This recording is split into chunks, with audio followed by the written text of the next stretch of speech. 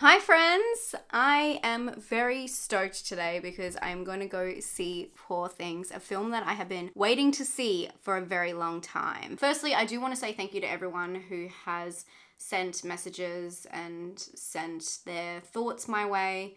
As many of you know, and some of you might not know, Gromit passed away. I'm not sure when you'll see this, but about a week ago. It has been a really difficult time. You guys would know by my video that he had cancer, so he lost his battle to cancer. And I have comfort in the thought that I did everything I could and gave him a very comfortable, spoilt life up until the final moment. I just had to clear that up because it is a come with me, and usually he is in these videos. So I really do appreciate your support. And if you see anyone asking in future videos or anything like that, please let them know. Just gently. I don't mind talking about him. Obviously, he's a huge part of my life and always will be. But unfortunately, he has gone. And yeah, it's a very hard time for me. But let's talk about Poor Things, the worst tonal shift ever. I did take some time off, but I had tickets to this. And this has been one of my most anticipated films all year. And it's kind of a little bit on the nose, but I think when you're going through something, a lot of things feel that way. This, of course, is the new Yorgos film, and I just love him. He is a Greek director that has this unique perspective on life and a unique way of directing his cast and actors. He does it in a very straightforward, dry manner, which is kind of true for a lot of unusual indie gems that are coming out of Greece. They all kind of follow this same stylization, which I don't know if they're adopting from him, but it's very interesting. And as someone who loves disturbing film, this is why I am reviewing it on my main channel. I wasn't too sure whether to, because it is technically like a romance sci-fi, but I know it's a dark, dark film, and it's about reanimation, which is important because that is the foundation of horror. Frankenstein's monster, we got Reanimator a little bit later, but even zombies, it's a very horror-centric theme. So this one stars Emma Stone, Mark Ruffalo, and Willem Dafoe, and it's the incredible tale about the fantastical evolution of Bella Baxter, a young woman who's brought back to life by the brilliant and unorthodox scientist Dr. Godwin Baxter. There's been a lot of chatter about this one throughout the film festivals, and it won the Golden Lion at the Venice Film Festival. People have called it very hard to watch, with people walking out. I've even heard other critics refusing to review it because it is so dark and kind of twisted. So don't get it wrong, even though this poster looks beautiful and it's Emma Stone, it is a Yorgos film, and he is bound to bring out some intense content. If you want to start with some of his films, I'd really recommend Dogtooth if you're looking for something a little bit more indie-ish, raw around the edges, but very high impact. But my favorite is Killing of the Sacred Deer. That film just blew me away. Absolute one of my favorite films. Although, of course, a lot of people love The Favourite, which also starred Emma Stone and Olivia Colman, who won an Oscar for her role. And another one, just to mention, is The Lobster, which a lot of people find very uncomfortable. So I am excited to see Poor Things today. This is a film that I didn't think I'd be able to see on time, so I'm really grateful that they're having a little bit of an early screening where I am. They're having an advanced screening. Let's go along, let's see how disturbing it is, and let's talk about it. Spoiler free, of course. I'll let you know whether it is worth the hype or if people shouldn't be watching this film. Let's go.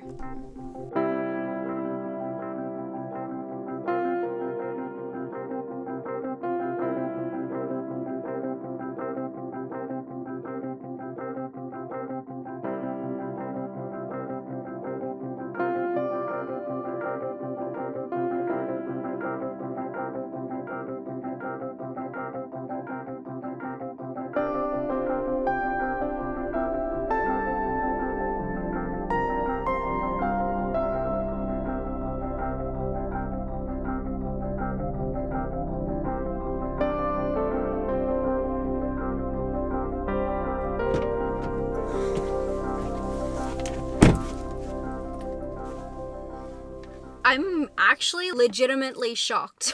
It did not take the direction at all I thought it was going to.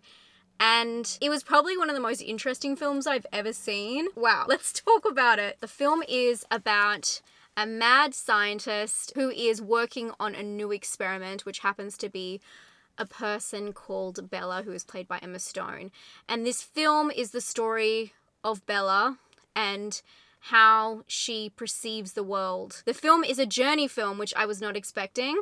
I don't know why. I thought this film was going to be more about the relationship between the scientist, or, you know, the mad scientist, and Bella, but it is very different. It really is life morals, life lessons condensed in a very short period of time throughout her journey. A lot of it is very hard to take in because it is, I mean, this movie is it's a very high sexual content in this movie, but there's also kind of a unique twist to it, which obviously I don't want to really reveal, that will have people kind of stumped. It had me stumped, and I can understand. I read reviews about people refusing to review this film, and I can understand why now.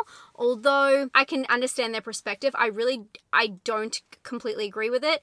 I think people should go into this film knowing that it is controversial, but it's also a fantasy. It's purely based, it's a fictional piece of work. It's more metaphorical and says a lot about humankind, the way we treat people, and especially the way we treat women. It's also just in like an alternate world. So although it is within the Earth as we know it, same country, same cities, it's definitely an alternate world. It's very hardcore sci-fi, hardcore fantasy, and you'll get that from the start. The movie opens up as this amazing gothic kind of, I would call this a drama, adventure, sci-fi, and it definitely does have horror aspects with gore and just imagery. It's very interesting, again, genre bending, which we love here, and it does play off the idea of Frankenstein's monster. Definitely there is some nods to that I saw. I'd love to hear if everyone else picked out those or what you picked out, because I'm sure I probably missed a lot of nods. The imagery in this film is just, it's beautiful. This is honestly one of the most beautiful films I've ever seen in the fantasy aspects, but also the costumes that Emma Stone wears. Every single one is jaw-dropping, fantastic, beautiful. And these are all key aspects into, you know, the realization that this is not our world. It's a very exaggerated, over-the-top, embellished, heavily embellished idea of, I guess, a perspective of the world. But it is just so beautiful. There's lots of fisheye lenses, the way it scales and moves, and the dollies and the tilts, everything is just so beautiful and mesmerizing. So the story of which is shocking, along with that it's insane. This is the kind of movie that I would search the deep dark web for. Kind of like, no, this is not similar, but it does remind me of things like Granny's Dancing on the Table. A film that is so dark and obscure that I just never see these kinds of films. And I love these kinds of films. The obscure, dark realities that have a lot of care put into them, but I watch these movies online. I scour the internet to find them and bring you lots of recommendations, and this is one that's at the cinema, and it just kind of blew my mind because I really didn't think that they were going to go that hard. I just didn't see really where it was going, but it's just a journey that if you're ready to go on, it is a little bit of a challenging watch. Just know it's based in pure fantasy, and it does have a greater meaning and a lot of messages, I should say, so I would recommend it if that is your kind of taste. It is a longer film. It goes for 2 hours and 20 minutes, but the performances, they're just amazing. Emma Stone, everyone said that she was just a knockout in this movie, and I completely agree. The transformation, the great thing about her character in this one, and how just like the best film to show off your talent as an actor. There's just so many different aspects and different ways you get to see her, and it's just the role of a lifetime. It really is. I know that's a very outdated saying, but it really does feel like that. And Willem Dafoe is just beautiful. Yeah, it was really well casted. Mark Ruffalo is so funny in this. I did find a lot of the things other people didn't find funny. Everyone was laughing in the cinema the whole time. I think a lot of people felt uncomfortable, but it is, it's meant to be a dark comedy. So don't feel bad for laughing, you're meant to, but there was a lot of like sexual jokes that I just personally don't find funny, but there was a lot of, key Yorgos kind of dry humor awkwardness that he kept in, and I love him for that. That's one of my favorite aspects of his films and something that he does not shy away from. So if you don't like when, you know, the camera holds and those awkward moments play out, probably not for you. If you don't like any of his other films, this is all the way dialed up. It has some of the rawness of his earlier works, more disturbing aspects and harder kind of to swallow and to sell to a wider audience, but with all of the care and budget, just the scenery and everything else. So it has a lot going for it, but ultimately I didn't find it to be my favorite one of his work. It is cool to understand what's going on, and it's shocking and it's interesting, but it didn't grab me in the same way. It didn't have me on the edge of my seat because it is more of a kind of a drama adventure instead of a thriller, which I really like when he does more thrilling work because I'm a big fan of that. So I think that's just a personal taste, but it was exhilarating to watch. It really was in the cinema. I don't know if I'd recommend, this is kind of like Saltburn in you know, with the sexual aspects. I don't know if I'd recommend watching this with many people. I actually didn't feel that uncomfortable, but it is very high in the sexual content, which I didn't know. I thought there was going to be 1 or 2 scenes, but it is very high on that. I do think you should know that. Overall, huge Emma Stone fan, even huger now. Would I recommend this to everyone? Absolutely not. But if you like challenging movies, and if you're always looking for my disturbing lists and you really like them, which is a big part of my channel and, you know, what kind of films I like in general, this one is a must-see. It's a must-see disturbing film that is playing at cinemas, which is bizarre to me. Probably one of the most disturbing films I've seen at the cinema in a very long time. Although, I felt like I was more disturbed than other people. I think if you think about it too much, the whole idea, putting it together, is really sick and twisted. And so taking it more of a fantasy route in your brain allows you to accept and move on and kind of accept it as life lessons along the way. Not that, but other parts of it. It's a really interesting condensed look at someone's life and all of the raw realities and, you know, brutalities of being a human. So it's kind of beautiful when you think about it like that. And it will take you to places you just did not expect. I really thought it was going to be like a who am I kind of, you know, thing. And it's really not. I thought it was going to be like Frankenstein, but it's absolutely not. It's definitely its own beast. It's its own side quest, let's say that. If you've seen it, you know what I mean. I'm going to give this film a 7. I know. It was beautiful, and I'm not saying that it's flawed at all. It's just the drama of it. It was kind of slow. It really wasn't something that I'd probably see myself calling a classic or watching again, and it wasn't my favorite of Yorgos's works, as I said. I think it's definitely a must-see, and I think it's the most beautiful thing I've ever seen. But it did take a long time to get into the story and for me to feel fully comfortable with the direction it was going.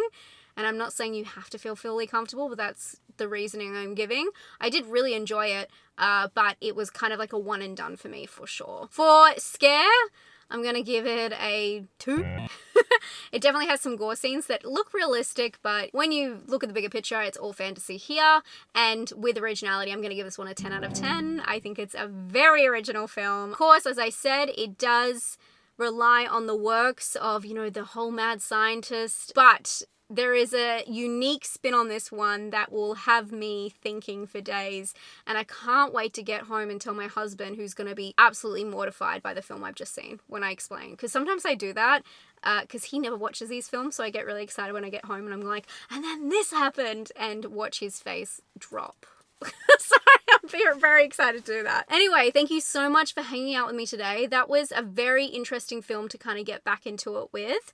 And it was kind of a good one because it, believe it or not, it does have a lot of soul to it. It's a thinker, so I very much appreciated that. But if you're looking for something else different to watch, don't worry, I got you sorted. Nicolas Cage is in this amazing A24 film that no one is talking about, and I've got the scoop for you here. And also, if you want some plain old good horror, here you go. A Wonderful Knife, reviewed, spoiler free. I'll let you know whether you should check it out. Stay safe and stay spooky. Bye, friends.